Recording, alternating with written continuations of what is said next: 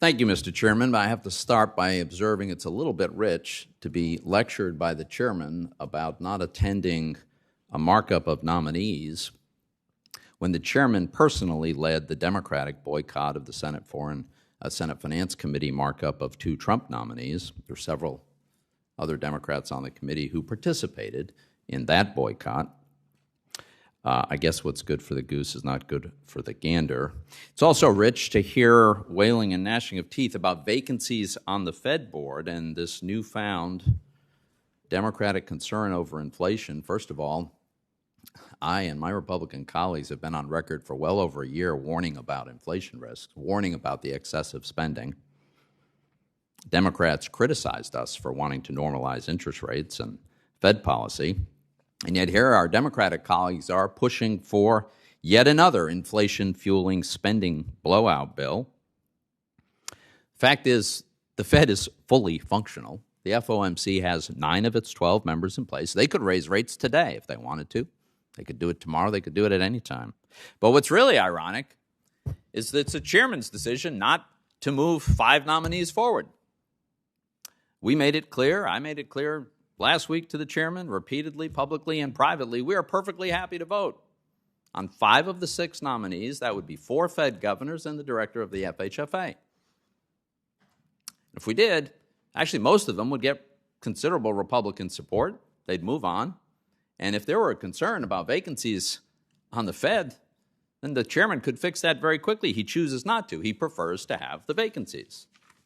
That's his choice. It's also interesting how some of my Democratic colleagues have been so passionate about ending the revolving door.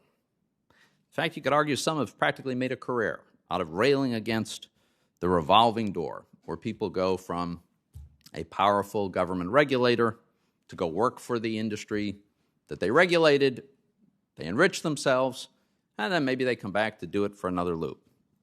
Is there a more archetypical example than Ms. Raskin? Senator Warren recently called Randy Quarles corrupt because after he left the Fed, he went back to the firm, the private equity firm that he had founded himself. So I guess it's corrupt if a Republican does that, but the rules don't seem to apply in the other directions. The chairman said that the candidates answered the questions. Let me be very clear. Ms. Raskin was far less than candid with us. She failed to disclose that she even was a director of Reserve Trust. She failed to disclose the $1.5 million she made for that service. She failed to disclose hundreds of pages of writing, hours of speeches. When she was asked, how did she get on the board of Reserve Trust in the first place, she said she couldn't recall, which is odd because the founder and chairman says in an article in today's Wall Street Journal, he's known the Raskins for decades. When Ms. Raskin was asked if she ever contacted the Fed on behalf of Reserve Trust, first she evaded the question repeatedly, and then eventually she replied by saying she couldn't recall.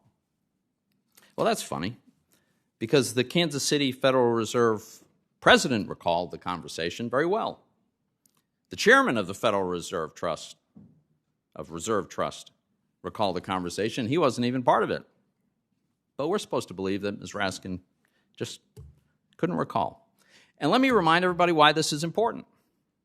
Reserve Trust is a fintech company. It's based in Colorado and applied for something that's extremely valuable, a master account at the Fed. To my knowledge, there's not a single fintech in America that had gotten that. And unsurprisingly, they were denied. Their application was turned down. Then Ms. Raskin, on the board, called the Fed. And shortly thereafter, the Fed does a 180-degree reversal and approves the master account. And to the best of my knowledge, as of today, there's a grand total of 1 fintech in America that has a master account with the Fed, and it is Reserve Trust. So we asked an obvious question. Why the reversal? Why the 180-degree change? What changed? First, we got stonewalled. Then we finally get a partial answer from the Reserve Bank of Kansas. And let me just quote one sentence that summarizes it. Federal Reserve Bank of Kansas says, after this denial, and that's a reference to the denial of the master account application of the Reserve Trust. After this denial, RTC changed its business model, and the Colorado Division of Banking reinterpreted the state's law in a manner that meant RTC met the definition of a depository institution. That's from the Kansas City Federal Reserve Bank of Kansas City.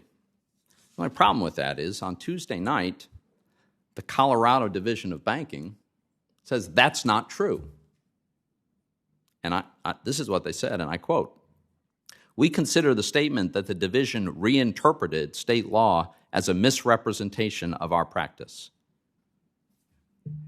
So it remains entirely unclear what happened here.